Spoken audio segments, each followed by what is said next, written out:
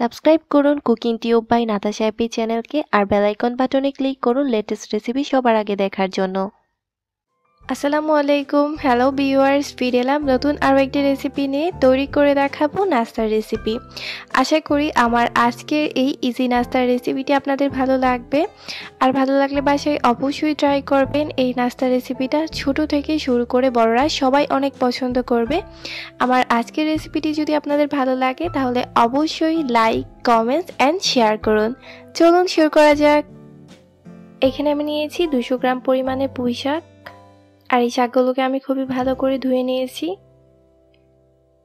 এদিকে অন্য একটি প্যানের মধ্যে আমি 1 কাপ পরিমাণ পানি খুবই ভালো করে গরম করে নিয়েছি।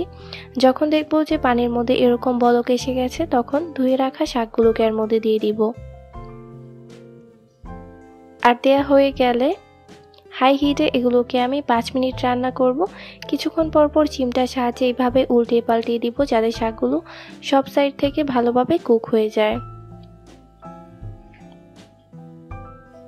5 মিনিট পর যখন দেখব যে শাকগুলো এরকম সিদ্ধ হয়ে গেছে তখন এগুলোকে এক্সট্রা পানি ঝরিয়ে উঠিয়ে নিব।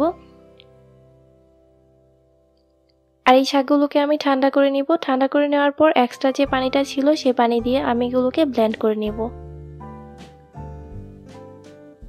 এরকম স্মুথ করে ব্লেন্ড করে নিতে হবে। দিয়ে দিচ্ছি স্বাদ মতো লবণ। লবণটাকে খুবই ভালো করে মিশিয়ে নিব। মিশানো হয়ে গেলে এর মধ্যে আমি দিয়ে দিব 1 কাপ পরিমাণ আটা। মিশ্রণের সাথে আটাগুলোকে খুবই ভালো করে মিশিয়ে নিব।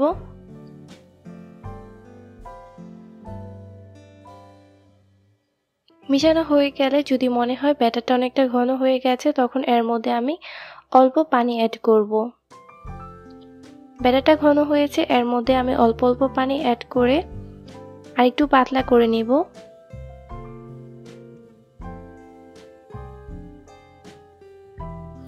ব্যাটারের ঘনত্বটা কিরকম থাকবে আমি আপনাদের দেখিয়ে দিব। লক্ষ্য করুন ব্যাটারের ঘনত্বটা এরকম থাকবে। দিয়ে দিব 1/2 কাপ পরিমাণ টমেটো। টমেটোগুলোকে আমি একদম ছোট কুচি করে কেটে নিয়েছি। দিয়ে দিব 1 টেবিল স্পুন পরিমাণ পেঁয়াজ কুচি, 2 টেবিল স্পুন পরিমাণ ধনিয়া পাতার কুচি, 1/2 টেবিল স্পুন পরিমাণ মরিচ কুচি, 2টি ডিম,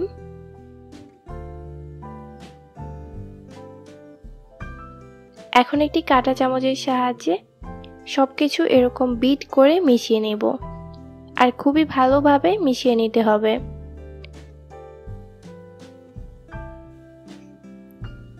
মিশানো হয়ে গেলে দিয়ে দিব 1/2 টেবিল স্পুন পরিমাণ চাট মশলা। এটা একেবারেই অপশনাল, আর চাট মশলাটা দিলে টেস্টটা অনেক বেড়ে যায়। আবারও ভালো করে মিশিয়ে নেব।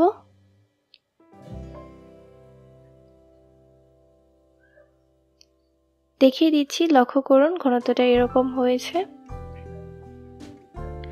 আজকে এই নাস্তাটা আমি পিজা মেকারে তৈরি করব। আপনারা চাইলে চুলার মধ্যে নর্মাল যে তাওয়া কিংবা ফ্রাইং প্যান আছে সেটার মধ্যে তৈরি করতে পারে।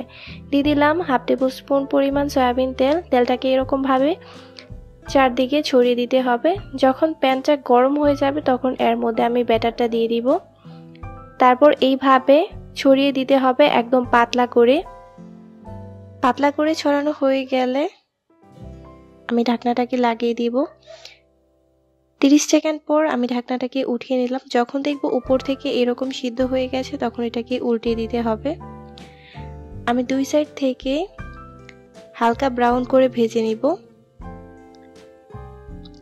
এখন আবারও ঢাকনাটাকে লাগিয়ে দিব। লক্ষ্য করুন 2 সাইডেই কিন্তু খুবই সুন্দর হালকা একটা ব্রাউন কালার হয়ে গেছে। এখন আমি 30 থেকে 40 সেকেন্ড এগুলোকে উল্টিয়ে পাল্টিয়ে আবারও একটু ভেজে নিব। এরকম করে আমি প্রতিটা ভেজে নিব। একইভাবে আমি সবগুলো ভেজে নিয়েছি। তৈরি করে নিলাম মজাদার নাস্তার রেসিপি। আশা করি আমার আজকের এই ভিন্নধর্মী নাস্তার রেসিপিটি আপনাদের ভালো লেগেছে। আর ভালো লাগলে বাসায় অবশ্যই ট্রাই করবেন। রেসিপিটি তৈরি করার পর পিকগুলো আমার ফেসবুক গ্রুপে শেয়ার করতে পারেন। লিঙ্কটা আমি ডিসক্রিপশন বক্সে দিয়ে দিব, আপনারা চাইলে সেখান থেকে দেখে নিতে পারেন। আজকের মতো এখানে বিদায় নিচ্ছি। ফিরে আসছি অন্য কোনো দিন নতুন ভিন্নধর্মী কোনো রেসিপি নিয়ে। এ পর্যন্ত আমার সাথেই থাকুন। ভিডিওটি দেখার জন্য সবাইকে জানাচ্ছি অসংখ্য ধন্যবাদ। আল্লাহ হাফিজ।